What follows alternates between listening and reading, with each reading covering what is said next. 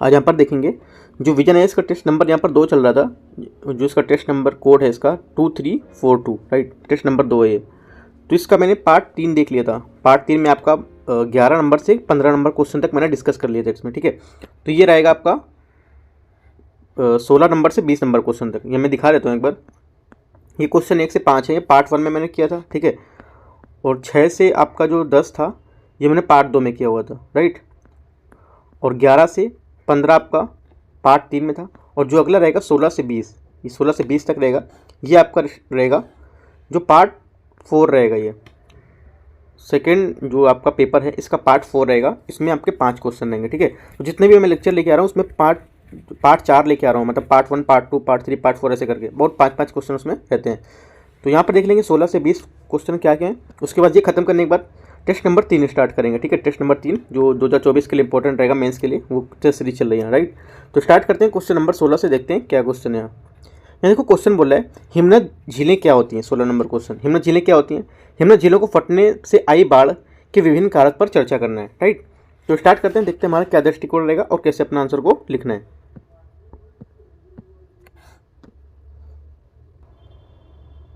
यहाँ पर ही 16 number question है, राइट। हिमनद जो आपका हिमनद झीलें क्या होती हैं। हिमनद झीलों के फटने से आई बाढ़ के विभिन्न कारकों पर चर्चा करना है। तो इसमें देखो, इसमें दृष्टिकोण हमारा क्या है और आंसर हमारा क्या होगा। तो देखो दृष्टिकोण हमारा क्या है, पहले आप इंट्रोडक्शन देंगे क्या है, हिमनद झीलें क्या होती हैं, तो आपको बताएंगे ये क्या है। तो हिमनद झीलों के बारे में आप इंट्रोडक्शन देंगे, ये क्या है, ठीक है। इसको व्याख्या करेंगे, इसकी 2 से 3 लाइन में बताएंगे, राइट। उसके बाद सेकेंड बात मैं आपको बताना है, हिमनद झीलें उसके फटने से आई बाढ़ के विभिन्न कारक हैं, क्या क्या इनके विभिन्न कारक हैं आपको वो बताना है, राइट। तीसरा नंबर में आपको बताना है इनके प्रभाव के आगे हम क्या बता सकते हैं कि क्या होना चाहिए आगे, है ना। अपना आगे की जो राह होती है बता सकते हैं कि आगे ये सब हमको करना चाहिए, ठीक है, वो बताएंगे। और 4th पॉइंट पे अपना निष्कर्ष लिखेंगे, राइट। तो स्टार्ट करते हैं आंसर, देखते हैं कि हिमनद झील के बारे में आपको कैसे इंट्रोडक्शन लिखना है, राइट। तो देखो यहाँ पर लिखेंगे आप, हिमनद झीलें जलीय निकाय हैं, ठीक है। हिमनद झीलें क्या है, जलीय निकाय हैं, जिनका उद्गम जो हिमनद है वहाँ से होता है। ये सामान्यतः किसी हिमनद के तल पर निर्मित होती हैं, राइट। किंतु इसके ऊपर, अंदर या इसके जो नीचे हैं वो भी निर्मित हो सकती हैं, ठीक है। हिमनद और बर्फ़ की चादरों की सीमाएं, आसपास इनका निर्माण होना बहुत ही समान है। ये प्रायः 2 मुख्य समूह में विभाजित होती हैं। कौन सी, हिमस्पर्श झीलें और दूसरी दूरस्थ स्पर्श झीलें, ठीक है। तो ये आपको ये याद रखना है। उसके बाद ये आपका पूरा जाता है इंट्रोडक्शन, थोड़ा सा लाइन छोड़ के या डैश दे के लिखना है। प्रायः हिमनद झीलें ही हिमनद झील के फटने से आई बाढ़ का कारण होती हैं, ठीक है। जब हिमनद या हिमोड जिसको बोलते हैं, लिख देता हूँ, जब हिमनद झीलें या हिमोड, ठीक है,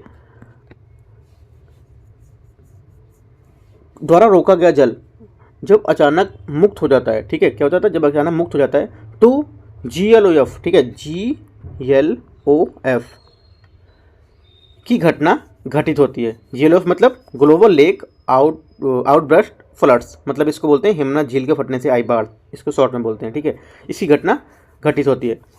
ये इसकी 3 मुख्य विशेषताएं, जो आपका GLOF ग्लोफ है, इसकी 3 मुख्य विशेषताएं। ग्लोफ मतलब हिमनद झील के फटने से आई बाढ़ के 3 मुख्य विशेषताएं होती हैं, आप ऐसे भी बोल सकते हैं, राइट। पहला क्या है, पहला इसमें है, पहला दूसरा तीसरा 3 जो आपकी विशेषताएं कौन कौन सी, इसमें अचानक जल का मुक्त होना पहला हो गया, ठीक है। दूसरा क्या है, ये तेज़ी से घटित होने वाली घटनाएं होती हैं, सेकंड आपका ये हो गया।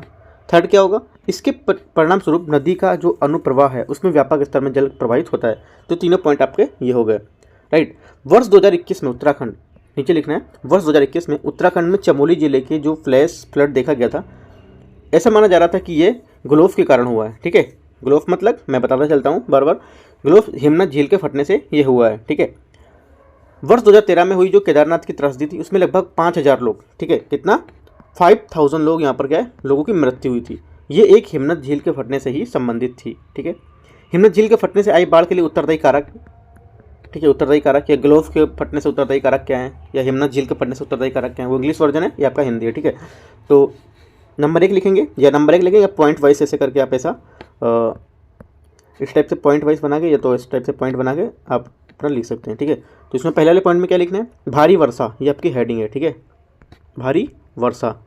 इसके अंतर्गत लिखना है आपको हिमनद के जो ऊर्ध्व प्रवाह है, ठीक है, उसमें बहुत भारी वर्षा के कारण हिमनद झीलों में अत्यधिक मात्रा में जल जमा हो जाता है, जिससे क्या द्वारा बनाई गई जो झील है वो उसकी सीमा भंग हो सकती है, ठीक है। और बादलों का फटना, जैसे कि पहाड़ियों में एक समान घटना होती है, राइट, ये ग्लोव की एक घटना का उत्तरदायी कारक हो सकता है। मतलब हिमनद की जो हिमनद फटने से जो उत्तरदायी कारक है उसकी घटना का कारण हो सकता है। दूसरा है हिमपात।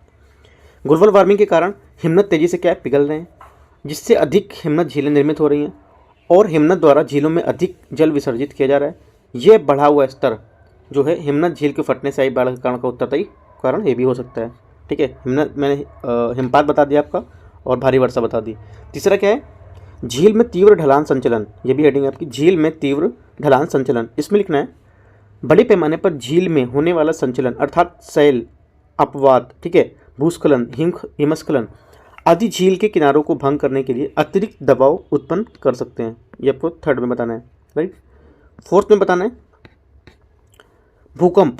भूकंप क्या है, ये ढलान के संचलन को बढ़ा सकते हैं और झीलें हैं उनके जो दरार है उसको उत्पन्न कर सकते हैं, ठीक है। और इसके परिणाम स्वरूप जो यहाँ पर हिमनद झील के फटने से बाढ़ आता है, राइट, उसकी स्थिति यहाँ पर उत्पन्न हो सकती है, राइट।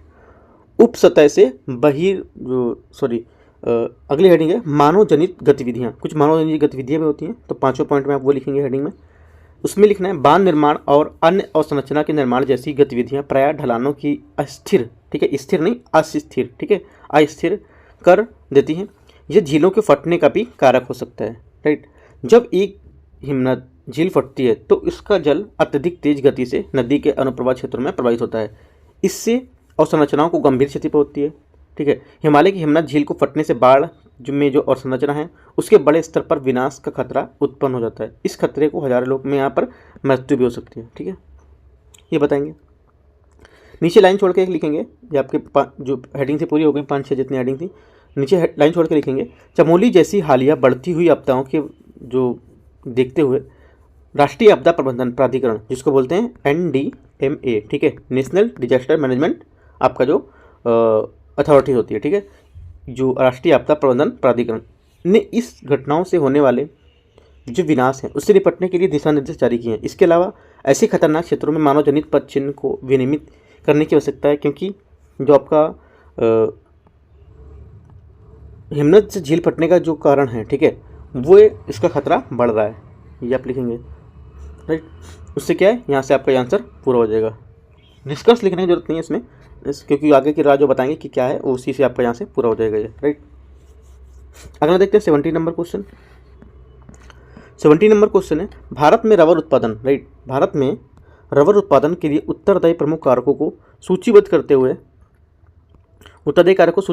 देश में रबर उद्योग का विवरण बताना है, ये विवरण देना है, ठीक है। देखो इस क्वेश्चन में आपको फिगर बना के दिखाना, किसी की बात करता है रबर उत्पादन या खाद्यान्न उत्पादन, जिसकी बात करता है तो आप थोड़ा सा मैप बना के भी दिखा सकते हैं कहाँ कहाँ पर रबर उत्पादन होता है, ठीक है, भारत में बता सकते हैं। तो देखो स्टार्ट करते हैं।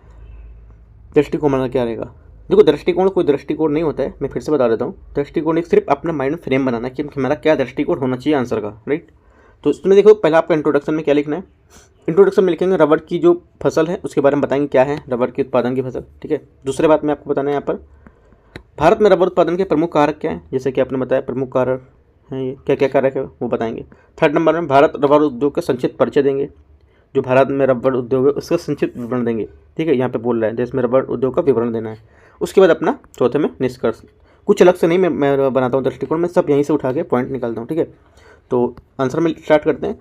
रबर की जो फसल है उसके बारे में देखते हैं क्या है, लिखेंगे प्राकृतिक रबर एक वाणिज्यिक रोपण फसल है, ठीक है, क्या है, वाणिज्यिक रोपण फसल है। इसके वृक्ष की प्रजाति का नाम हेविया, ठीक है, क्या है, इसकी वृक्ष की जो प्रजाति है इसका नाम हेविया, या आप बोल सकते हैं ब्रासिलियंस, ठीक है, हेविया ब्रासिलियंस है। इसे उष्णकटिबंधीय, ठीक है, इसे उष्णकटिबंधीय आर्द्र जलवायु परिस्थितियों में क्या उगाया जाता है, ये आपको याद रखना है। आपको प्रीलिम्स में क्वेश्चन पूछ सकता है जो रबर उत्पादन है इसको किस परिस्थिति में, किस जलवायु परिस्थिति में लोग उगाते हैं, किस में उगाते हैं, उष्णकटिबंधीय आर्द्र जलवायु परिस्थिति में, ठीक है। रबर को काफ़ी हद तक एक रणनीतिक औद्योगिक कच्चा माल माना जाता है और इससे राष्ट्रीय सुरक्षा और जो औद्योगिक विकास है उसके लिए विश्व स्तर पर एक विशेष दर्जा दिया जाता है, ठीक है, यह दर्जा दिया गया है, ये आप यहाँ पर इंट्रोडक्शन में लिख देंगे। उसके बाद लिखना है आपको भारत में रबर उत्पादन के लिए उत्तरदायी कारक क्या है? भारत में रबर उत्पादन के लिए उत्तरदायी कारक क्या पूछा था, तो यहाँ पर हेडिंग डालेंगे उत्तरदायी कारक क्या है इसके, तो इसमें लिखेंगे अब पहला लिखेंगे हेडिंग डाल के, वो या पॉइंट वाइज जैसे मैंने बताया था उस टाइप ऊपर, तो उस टाइप से आप हेडिंग डाल के लिख सकते हैं। जलवायु और भूगोल, ठीक है, ये लिखना है जलवायु और भूगोल।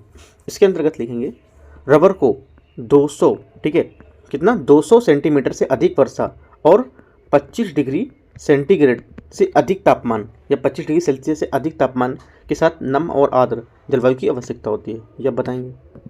उसी में थोड़ा सा लाइन छोड़ के लिखेंगे भारत में उष्णकटिबंधीय जलवायु क्या है पाई जाती है, ठीक है, कौन सी जलवायु पाई जाती है? उष्णकटिबंधीय जलवायु पाई जाती है, जो रबर के वृक्षों को उगाने के लिए आदर्श है, राइट। कुछ भारतीय क्षेत्रों में प्रचुर वर्षा और उच्च आर्द्रता होती है, जो रबर के वृक्षों के विकास में सहायक होती है, ठीक है। अगली हेडिंग डालना है आपको सामाजिक आर्थिक कारक, सामाजिक आर्थिक कारक, उसमें लिखेंगे रबर बड़े पैमाने पर लघु जोत धारकों द्वारा यहाँ पर उगाया जाता है, ठीक है। 91%, ठीक है, 91% रबर रोपित क्षेत्र और 92% रबर उत्पादन लघु जोत धारक 10 हेक्टेयर से कम में होते हैं, ठीक है, ये बताना है। अगला बताना है इसी में नीचे लाइन छोड़कर थोड़ा सा लिखेंगे भारत में रबर बागान क्षेत्र हैं लगभग कितना 1.3 मिलियन, ठीक है, कितना है 1.3 मिलियन रबर उत्पादक और 0.6 मिलियन यहाँ पर श्रमिक हैं, राइट। अगला यहाँ पे थोड़ा सा एक लाइन और छोड़ के लिखना है गैर पारंपरिक रबर उत्पादक क्षेत्रों में अधिकतर उत्पादक आदिवासी और अन्य संसाधन विहीन समुदायों से होते हैं। ये दोनों इंपॉर्टेंट पॉइंट है, इसलिए आपको लाइन छोड़ के लिखना है, ठीक है। अगला है हेडिंग, इसी में हेडिंग लिखेंगे मृदा उर्वरकता, ठीक है, सॉरी मृदा उर्वरता। इसमें लिखना है आपको रबर को लेटेराइट या दोमट मृदा में उगाया जाता है, ठीक है, याद रखना है आपको, प्रीलिम्स के लिए भी याद रखना है कि मृदा को किस में उगाया जाता है, लेटेराइट या दोमट मृदा में। अधिकतर यह ढलान वाली और तरंगित भूमि या थोड़ी ऊंची विस्तृत समतल भूमि में उगाई जाती है, क्योंकि यहाँ जल ठहराव की कोई संभावना नहीं होती है, जल ठहरना नहीं चाहिए, जल कंटिन्यू चलना चाहिए, ठीक है। ये सुव्यवस्थित सुव्यवस्थित जल निकासी की सुविधा होती है इसमें, ठीक है। कुशल श्रम की उपलब्धता, इसमें क्या है, इसमें देखते हैं कुशल श्रम की उपलब्धता, ये आपकी हेडिंग है। इसमें लिखना है आपको भारत में कुशल और अकुशल श्रमिक का एक बड़ा पूल है जो रबर उत्पादन के प्रसंस्करण में शामिल होता है, ठीक है। अगली हेडिंग है सरकारी सहायता। इसमें लिखना है भारत सरकार रबर उद्योग की समृद्धि और विकास को बढ़ावा देने के लिए विभिन्न प्रोत्साहन और सब्सिडी प्रदान करती है, राइट। नीचे लिखना है थोड़ा सा लाइन छोड़ के लिखना है रबर अधिनियम, ठीक है, रबर अधिनियम कितना 1947, ये भी अधिनियम है, ठीक है। रबर अधिनियम 1947 संघ के नियंत्रण रबर जो उद्योग है उसके विकास का प्रावधान करता है, ठीक है। रबर बोर्ड का मुख्यालय कहाँ है, कोट्यम, रबर बोर्ड का मुख्यालय कहाँ है, कोट्यम में, केरल में स्थित है। ये वाणिज्य और उद्योग मंत्रालय के प्रशासन के तहत कार्य करता है, ये आपको याद रखना है, प्रीलिम्स के लिए दोनों पॉइंट इंपॉर्टेंट हैं, ठीक है। ये रबर उद्योग को प्रभावी ढंग से समर्थन भी प्रदान करता है। अगला हेडिंग डालनी है, मेन हेडिंग डालनी नीचे भारत में रबर उद्योग, ठीक है, भारत में रबर उद्योग, ये हेडिंग है। इसके नीचे पॉइंट वाइज लिखना है आपको, यह मुख्य रूप से केरल, तमिलनाडु, कर्नाटक, अंडमान निकोबार और मेघालय की गारो जो पहाड़ियाँ हैं उसमें उगाया जाता है। अगला पॉइंट है कुल उत्पादन में केरल और तमिलनाडु का योगदान लगभग 81% है, ठीक है। आपसे बोल देगा प्रीलिम्स के क्वेश्चन में कि जो रबर उत्पादन का कुल भाग है वो नॉर्थ इंडिया में सबसे अधिक है, या बोल देगा साउथ में है 50% से कम है, इस टाइप से बोल देगा। तो अब तो आपको डाटा याद रखना है, प्लस ये भी याद रखना है कि किस टाइप से क्वेश्चन देगा, ठीक है, तो ये भी मैं बताता चलता हूँ आपको, ठीक है। अगला क्या है, हेडिंग है, अगली यहाँ पे हेडिंग है राष्ट्रीय रबर नीति 2019, ठीक है, राष्ट्रीय रबर नीति 2019। उसके अनुसार क्या है, भारत विश्व के स्तर पर प्राकृतिक रबर के उत्पादन में से एक है, ठीक है, याद रखना है ये भी बात। अगला पॉइंट है भारत वर्तमान में उच्चतम उत्पादकता के साथ विश्व में सर्वाधिक रबर का छठा सबसे बड़ा उत्पादक है, ये भी याद रखना है। भारत में उत्पादन क्षमता कितनी है, भारत में उत्पादन क्षमता जो है आपकी 9 लाख टन है, ठीक है, जिसमें से 75% का दोहन किया जाता है, ठीक है। अगला है भारत विश्व स्तर पर प्राकृतिक रबर का दूसरा सबसे बड़ा उपभोक्ता भी है, ये भी याद रखना है। ये आपका आंसर पूरा होगा। उसके बाद एक लाइन छोड़ के थोड़ा निष्कर्ष टाइप में लिखेंगे, क्या लिखना है, हाल के वर्षों में भारत में प्राकृतिक रबर उत्पादन में भारी गिरावट देखी गई है। भारत में रबर उद्योग को बढ़ावा देने के लिए प्रति हेक्टेयर कम उत्पादकता, प्राकृतिक रबर की कीमतों में लगातार गिरावट और बढ़ती श्रम लागत, राइट, रबर उत्पादकों और टायर की कंपनियों के बीच हितों में टकराव आ रहा है, ठीक है। इनमें जो चुनौतियाँ आ रही हैं, इनकी जो लागत जैसी चुनौतियाँ हैं, उसको दूर करने की आवश्यकता है। ठीक है, ये आपको बता देना है। अगला देखते हैं, यहाँ से आंसर आपका पूरा हो जाएगा। 18 नंबर क्वेश्चन देखते हैं। वायु राशियाँ क्या होती हैं? वायु राशियाँ क्या होती हैं, इसके विभिन्न प्रकारों पर प्रकाश डालते हुए महत्व पर चर्चा करना है। ठीक है, तो यहाँ से ज़्यादा पॉइंट नहीं निकलेंगे क्योंकि क्वेश्चन छोटा है। देखो, जितना भी क्वेश्चन बड़ा होगा तो हम लोगों के लिए उतनी कठिन बात नहीं है, उतनी अच्छी बात होती है। हम लोग सोचते हैं कि इतना बड़ा क्वेश्चन दे दिया, इसको कैसे करें। ठीक है, क्वेश्चन छोटा देता है, उसमें प्रॉब्लम आती है कि हम उससे कहाँ से पॉइंट निकालें। राइट, अब जैसे यहाँ पे क्वेश्चन दे दिया है तो हम इससे 2 से 3 बात पॉइंट ही दृष्टिकोण में निकाल सकते हैं। जैसे कि आप वायु राशियाँ क्या होती हैं, पहले वायु राशियों के बारे में बताएंगे, वायु राशियाँ क्या हैं। ठीक है, और इससे क्या समझते हैं। सेकंड बात में आपको बताना है, ये विभिन्न प्रकार की जो वायु राशियाँ हैं क्या क्या हैं, विभिन्न प्रकार की वायु राशियाँ, उसके बारे में बताएंगे, इसके महत्व पर चर्चा करेंगे, और तीसरे में निष्कर्ष लिखेंगे, क्योंकि और एक्स्ट्रा तो कुछ है नहीं यहाँ पर पॉइंट, तो ये सब टाइप से आपसे हमको लिखना रहेगा। तो स्टार्ट करते हैं, देखते हैं कि आंसर हमारा क्या होगा। वायु राशियाँ, वायु राशियों का परिचय देते हैं। वायु राशि वायुमंडल में वायु की एक बृहद मात्रा होती है। ठीक है, बृहद मात्रा होती है जिसमें प्रायः तापमान और आर्द्रता एक समान होती है। ठीक है, वायु राशियाँ किसी भी दिशा में हजारों किलोमीटर तक विस्तृत हो सकती हैं। ठीक है, ये आपको याद रखना है, किसी भी दिशा में हजारों किलोमीटर तक विस्तृत हो सकती है, और धरातल में वायुमंडल से 16 किलोमीटर, ठीक है, 16 किलोमीटर दूर समताप मंडल तक पहुंच सकती हैं। उनकी पहचान उनके तापमान और आर्द्रता के संबंधी जो गुण हैं उसके साथ साथ और उनके मूल भौगोलिक क्षेत्र के आधार पर की जाती है। समान प्रकार की वायु राशियाँ, इसमें आपका हेडिंग है समान प्रकार की वायु राशियाँ। इसमें क्या लिखना है, इसके अंतर्गत एक आपकी हेडिंग है, छोटी छोटी हेडिंग है इसके अंतर्गत। पहली हेडिंग है उष्णकटिबंधीय महासागरीय वायु राशि। ठीक है, उष्णकटिबंधीय महासागरीय वायु राशि, इसके अंतर्गत लिखना है ये वायु राशियाँ, ठीक है, वायु राशियाँ उष्ण और आर्द्र होती हैं और इनका उद्गम उष्णकटिबंधीय क्षेत्रों में जो महासागर वहाँ से होता है, ये पहला लिखेंगे। सेकंड वाले में ध्रुवीय महासागरीय, ये क्या है, ध्रुवीय महासागरीय, इसके अंतर्गत लिखना है ये वायु राशियाँ ठंडी और आर्द्र होती हैं और इनका उद्गम ध्रुवीय अक्षांशों में महासागरों में होता है। तीसरा है ध्रुवीय महाद्वीपीय, ध्रुवीय महासागरीय देख ली। अब ध्रुवीय महाद्वीपीय ये क्या है, वे ठंडी और शुष्क वायु राशियाँ हैं जिनका उद्गम ध्रुवीय अक्षांशों में भूमि क्षेत्रों में होता है। 3 लिख ली। उसके बाद चौथी हेडिंग है आपकी, इसी में चौथी हेडिंग है उष्णकटिबंधीय महाद्वीपीय। ठीक है, उष्णकटिबंधीय महाद्वीपीय, इसमें लिखना है इन वायु राशियाँ का उद्गम, ठीक है, जो है उष्णकटिबंधीय महाद्वीपीय जो क्षेत्र हैं उसमें होता है और ये उष्ण और शुष्क भी होती हैं, ये लिखना है। अगला है महाद्वीपीय आर्कटिक, जो महाद्वीपीय आर्कटिक हैं वो क्या है, ये उत्तरी ध्रुव से बहने वाली ठंडी शुष्क वायु राशियाँ होती हैं। ठीक है, अगले हेडिंग है महाद्वीपीय आर्कटिक अंटार्कटिक। ठीक है, महाद्वीपीय अंटार्कटिक। ठीक है, इसमें क्या लिखना है, जो महाद्वीपीय अंटार्कटिक है इसमें लिखना है ये दक्षिणी ध्रुव पर महाद्वीपीय क्षेत्र में उत्पन्न होने वाली अत्यंत ठंडी और शुष्क वायु राशियाँ हैं। ठीक है, उसके बाद नीचे हेडिंग डालेंगे वायु राशियों का महत्व, जैसे कि यहाँ पर पूछा है, महत्व पूछा था। ठीक है, तो इसमें लिखेंगे वायु राशियों का महत्व, इसमें लिखेंगे आप फर्स्ट हेडिंग डालेंगे इसी में, सेकंड 3 हेडिंग पढ़ेंगे इसमें। ठीक है, पहली क्या है, तापमान। जब पवनें वायु राशियों को स्थानांतरित करती हैं तो वे अपनी मौसमी दशाओं, ठीक है, को क्या है, स्रोत से क्षेत्र के नए जो क्षेत्र हैं उसमें ले जाती हैं। इस प्रकार जो किसी क्षेत्र में तापमान को प्रभावित करती हैं, और उदाहरण के लिए जैसे कि ध्रुवीय महासागरीय वायु राशियाँ उपोष्णकटिबंधीय और आर्कटिक क्षेत्रों में तटीय तापमान तक क्या उसको प्रभावित करती हैं। सेकंड हेडिंग लिखना है आपको वर्षण। ठीक है, सेकंड हेडिंग में क्या लिखना है, वर्षण। वर्षण में लिखना है आपको यदि कोई सतह उसके ऊपर से होकर बहने वाली वायु राशियों से अधिक गर्म है तो वायु राशियों की निचली परतें क्या गर्म हो जाती हैं, जिससे पर्याप्त आर्द्रता जो है उसमें रहने पर कपासी बादल बन जाते हैं और बौछारें पड़ सकती हैं। बढ़े हुए मिश्रण से आम तौर पर अच्छी दृश्यता प्राप्त होती है, ये आपको लिखना है। तीसरी हेडिंग है सूखा। ठीक है, इसमें क्या लिखना है, वे उष्ण और शुष्क वायु राशि के परिणाम स्वरूप घटित होती हैं जो प्राकृतिक वनस्पति और पेड़ों को नष्ट कर सकती हैं। इस प्रकार की वायु राशियाँ जो क्षेत्र होते हैं उसमें विनाशकारी वनाग्नि का खतरा बढ़ सकता है, ये आपको बताना है। और उसके बाद अपना निष्कर्ष लिखना है। निष्कर्ष में क्या लिखेंगे, इस प्रकार वायु राशियों को उस क्षेत्र की जलवायु परिस्थितियों पर काफ़ी कम प्रभाव पड़ता है, काफ़ी कम नहीं होगा, काफ़ी प्रभाव पड़ता है, जिससे होकर वे बहती हैं। ठीक है, फिर से बोल देता हूँ, ये इस प्रकार की वायु राशियों का उस क्षेत्र की जो जलवायु है उस परिस्थिति पर काफ़ी प्रभाव पड़ता है, जिससे क्या वे होकर बहती हैं और अपने साथ अपने स्रोत क्षेत्र की विशिष्ट जलवायु की विशेषता को भी ले जाती हैं। ये आपको बताना है, ठीक है। और यहाँ से आपका आंसर ये पूरा होगा। 19 नंबर क्वेश्चन देखते हैं।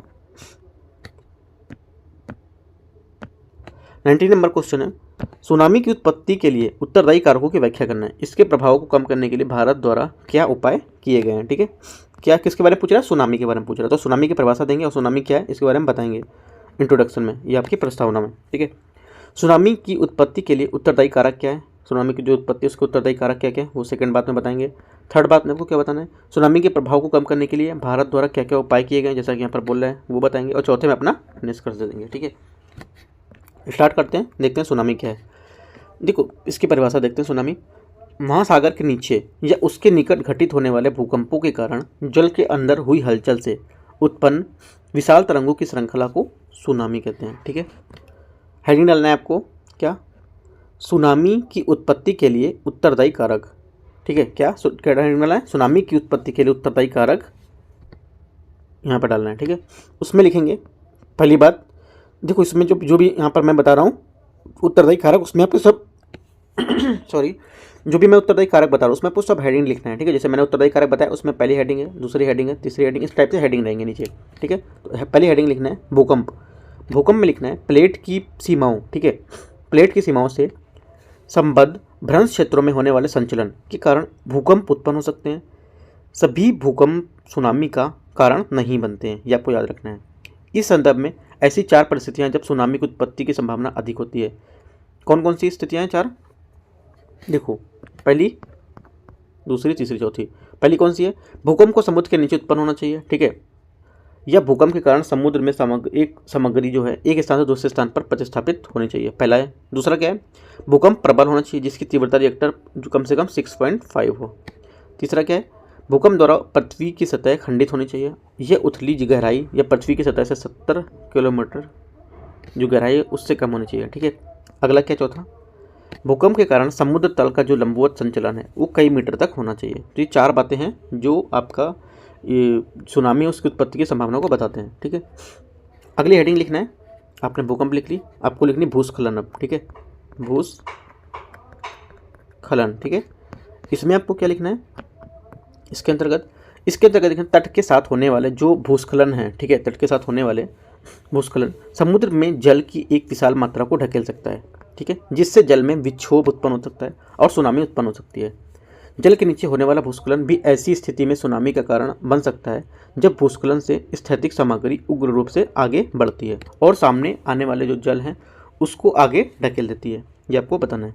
सेकेंड हेडिंग जो अगली हेडिंग रहेगी, सेकेंड थर्ड जो भी हेडिंग है वो आप लिख लीजिए। ज्वालामुखी विस्फोट, ये हेडिंग है। इसमें लिखना है हालांकि अपेक्षाकृत कभी कभी होने वाले उग्र ज्वालामुखी विस्फोट भी प्रबल विक्षोभ उत्पन्न कर सकते हैं या उत्पन्न करते हैं। ये जल की बड़ी मात्रा को विस्थापित कर सकते हैं और तत्काल ही क्या है? संबद्ध क्षेत्र में अत्यधिक विनाशकारी सुनामी लहरें उत्पन्न कर सकते हैं।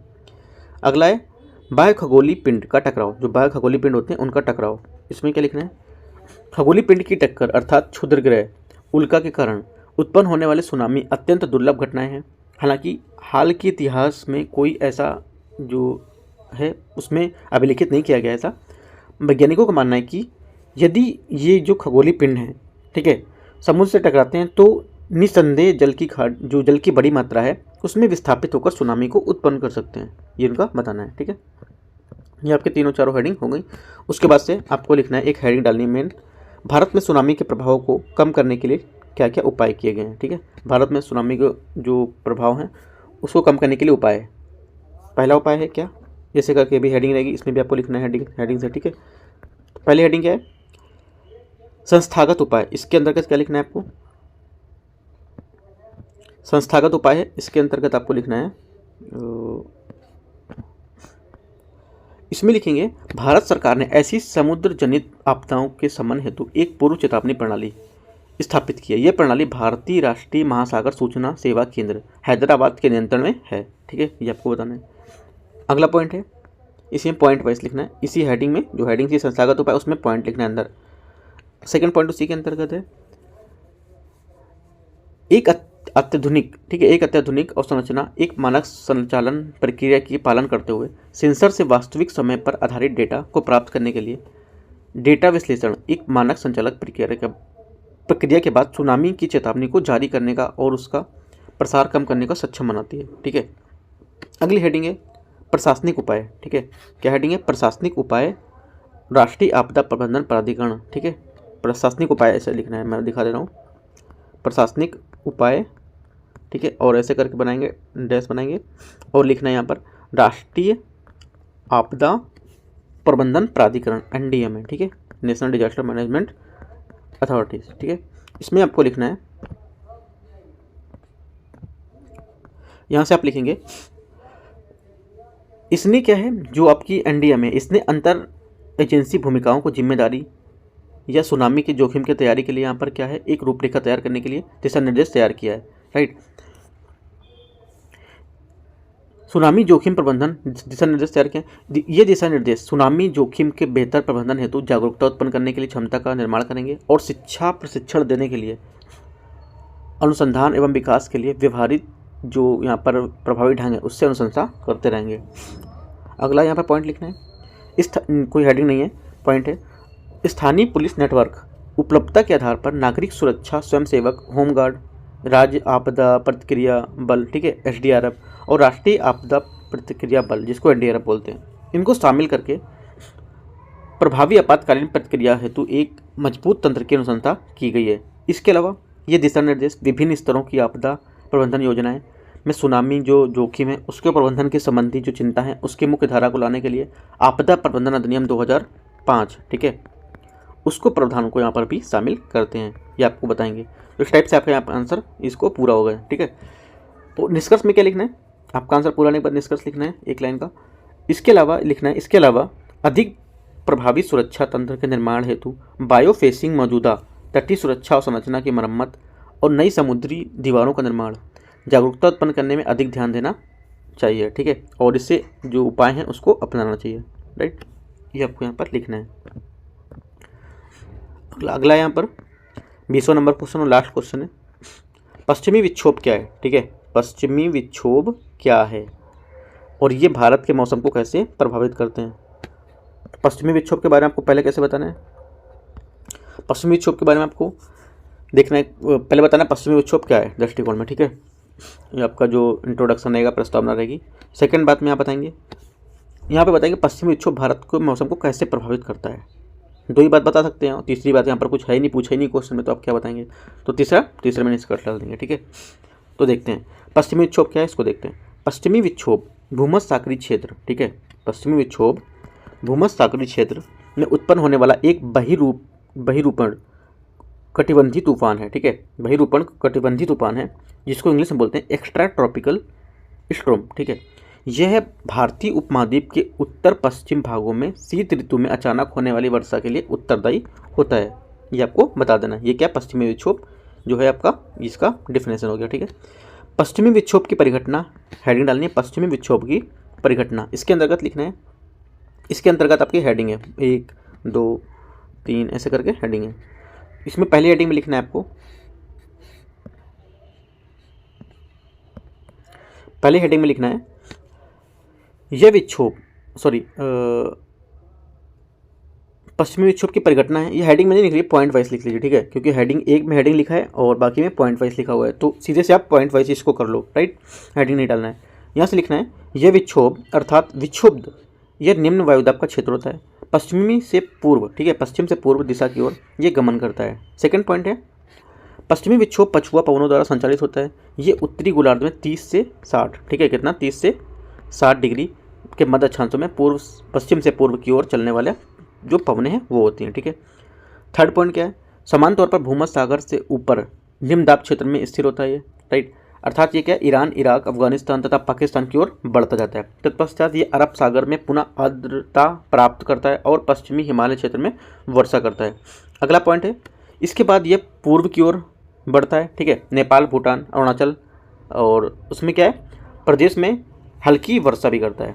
नेक्स्ट पॉइंट क्या है, पांचवा, इस स्तर में इसे अरब सागर से आर्द्रता नहीं मिलती है, जिसके कारण क्या है, ये केवल पश्चिमी हिमालय के उच्च क्षेत्र में ही हल्की वर्षा करता रहता है। राइट, अगला हेडिंग डालेंगे आप, जो हेडिंग मेन हेडिंग रहेगी यहाँ पर, भारतीय मौसम पर पश्चिमी विक्षोभ का प्रभाव। जो भारतीय मौसम है उस पर पश्चिमी विक्षोभ का क्या प्रभाव पड़ेगा, ये हेडिंग है।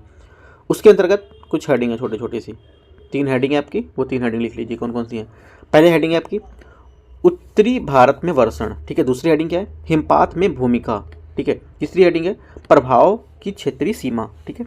तो पहली हेडिंग में लिखते हैं उत्तरी भारत में वर्षण में उपोष्णकटिबंधीय पछुआ जेट पवनों के साथ मिलकर पश्चिमी विक्षोभ उत्तरी भारत में अत्यधिक वर्षण करते हैं, और इसके अलावा पर्वतीय स्थलीय वायुमंडलीय जो हैं अंतःक्रियाएं, इनके कारण हिमालय की ओर बढ़ते जाते हैं, ठीक है। सेकंड हेडिंग क्या बताई थी मैंने, हिमपात में भूमिका, इसमें लिखना है दिसंबर और जनवरी फरवरी के दौरान पश्चिमी विक्षोभ के परिणाम स्वरूप होने वाला हिमपात क्षेत्रीय हिमाच्छादन के निर्माण और उसे बनाए रखने के लिए प्रमुख वर्षण इनपुट है। इससे क्षेत्रीय जल संसाधनों में भरपाई होती है। तीसरी हेडिंग क्या है, तीसरी हेडिंग में लिखना है प्रभाव की क्षेत्रीय सीमा, इसमें लिखना है आपको शीत ऋतु में पटना जो भी आपका बिहार में तक मौसम पश्चिमी विक्षोभ से प्रभावित होता है, और कभी कभी क्या है ये वर्षा भी होती है यहाँ, ठीक है। ये वर्षा रबी की जो फसल है, ठीक है, उसमें जैसे गेहूँ, सरसों, चना, मसूर आदि के लिए क्या है लाभकारी भी होता है, राइट। ये आपको यहाँ पर बता देना है। उसके बाद निष्कर्ष आपको लिखना है। निष्कर्ष में लिखेंगे हाल ही में भारत के विभिन्न भागों में पश्चिमी विक्षोभ, इससे संबंधित चक्रवाती पवन और तूफान के कारण जो बनी हुई भारी वर्षा है उस पर ग्लोबल वार्मिंग का प्रभाव दिख रहा है। इस आलोक में भारत में रबी की फसलों की सुरक्षा के लिए पश्चिमी विक्षोभ की घटना की बारीकी से निगरानी करना बहुत महत्वपूर्ण हो जाता है। यह बहुत महत्वपूर्ण है, ठीक है। ये आपको यहाँ से बता देना है और आपका आंसर भी यहाँ पर पूरा हो जाएगा, ठीक है। तो इस टाइप से आपका 20 क्वेश्चन टेस्ट नंबर 2 के पूरे हो गए, ठीक है। अब आपका स्टार्ट करेंगे test number 3। Test number 3 start करेंगे और वहाँ से पार्ट 1 1 से 5 क्वेश्चन को वहाँ पर देखेंगे टेस्ट नंबर 3 में। तो वो भी कल से स्टार्ट कर देंगे, तो देखते रहिए। कुछ डाउट रहता है तो आप नीचे कमेंट में पूछ सकते हैं। बाकी टेलीग्राम चैनल में कुछ इंपॉर्टेंट रहता है, कुछ पीडीएफ रहते हैं, कुछ जो बताना रहता है मैं टेलीग्राम चैनल पे भी एक्स्ट्रा बता देता हूँ कि कब क्लास होगी या कब नहीं होगी, ठीक है। ये कुछ आपको एक्स्ट्रा पूछना है तो वहाँ बता सकते हैं। आंसर आपको डिपॉजिट करना है लिख के तो भी आप वहाँ पर डिपॉजिट कर सकते हैं, ठीक है। तो अब नेक्स्ट पेपर में डिस्कस कर लूँगा जो आपका टेस्ट चल रहा है प्रीलिम्स का यूपीएससी के लिए, विजन आईएएस का जो टेस्ट है उसको भी डिस्कस कर लेंगे। दृष्टि का भी चल रहा है, विजन का भी चल रहा है, अभी मैं फिजिक्स वाला का है, ठीक है, वो भी कराऊंगा। और अभी खान सर का जो जीएस रिसर्च सेंटर है उनका भी जो टेस्ट पेपर, वो भी जितने भी टेस्ट पेपर रहेंगे वो मैं सब आपको यहाँ पर कवर करा दूंगा, राइट। तो देखते रहिए। All the best, thank you.